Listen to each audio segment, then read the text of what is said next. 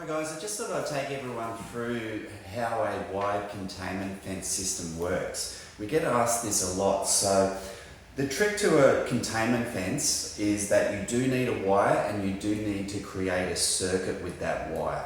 So if you have a property like this, house is in the centre, the key to it is that you need to plug your transmitter into 240 power and keep that out of the weather.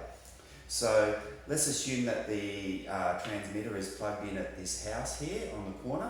We need to then run the wire out of the transmitter out to your boundary, right? Now we need to continue that wire all the way around your perimeter, like so, right? Once you get back to the beginning where the wire is, you then twist the wire over itself like so, right? Running back into the transmitter, back to your power outlet. So wherever the wire is twisted, it means that that will negate the radio field. So it will mean that your dog can walk over this part of the wire where it's going out to the boundary, but can't get out through the boundary this way. A lot of people think that a wired containment fence is like an electric fence. It actually isn't. What it does is it creates a radio field like an antenna. The dog wears a collar. When it gets into the radio field, it gets a warning, and then it'll get a static correction to keep it inside the yard. Okay, so with that wired containment fence, when it's creating the radio field, there's a couple of things that you do need to take into account. Number one is that you do need to keep that circuit running the whole way through without any breaks. Now, the beauty of that is, say for instance, you need to keep your dog out of maybe a garden in this area here, right? We would then continue the circuit by going out from the box, going around, go in and then around that garden, and then twist the wire back over itself running out, and then continue the circuit to roll through.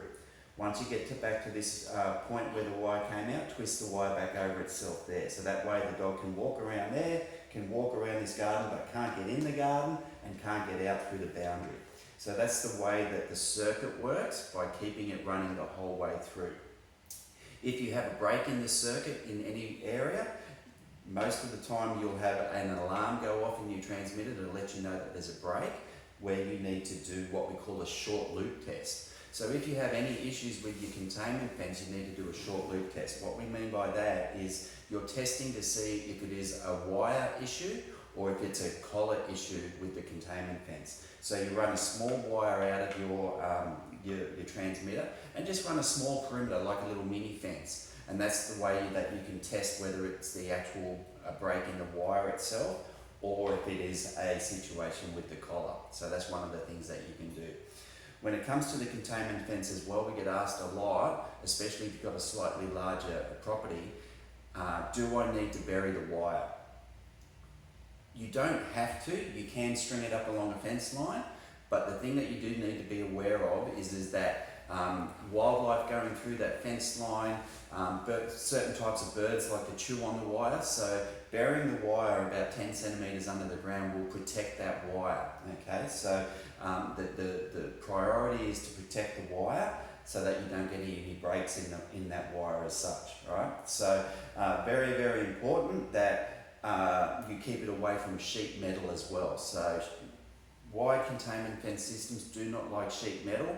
Colour bond fencing, sheds, things like that, try to keep it as away from those. If you do have a situation where you need to go around a shed, say for instance there's a shed here, right, with corrugated iron, you would need to keep that wire at least about 3 metres away from that shed.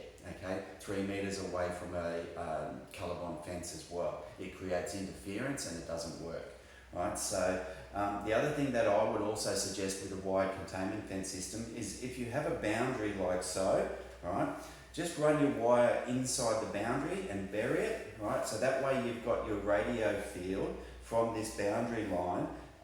If the wire is on the inside, you're maximising that radio field there, right, and then that way, if you've got dogs that try to be a little bit smart and maybe hit that with a bit of speed, you're maximising your radio field away from the fence line if you have the room, okay?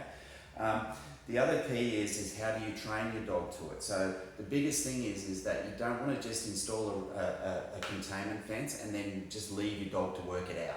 Okay, you do need to train your dog.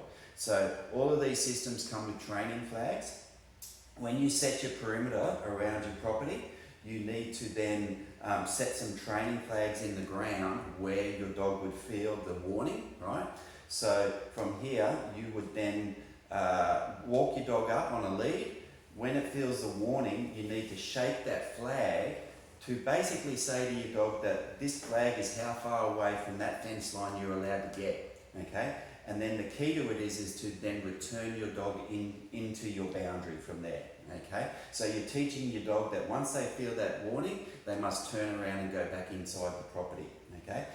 This does take, up to a couple of weeks, 3 weeks or so of training.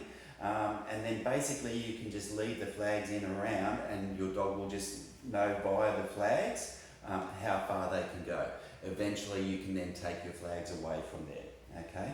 And the dog will just go and sit to within the millimetre of where they know they can go away from that fence line, okay? So it's very important that you do train your dog. And the other important part about the containment fence as well is make sure that you have a visual boundary, whether it be a fence line, a tree line, a road, a creek, even a row of rocks. They must have some visual boundary line to then have a visual line of how far away from that boundary line they're allowed to get.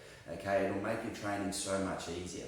When you set these up correctly and you train your dog, they are fantastic tools to keep your dog confined in your property.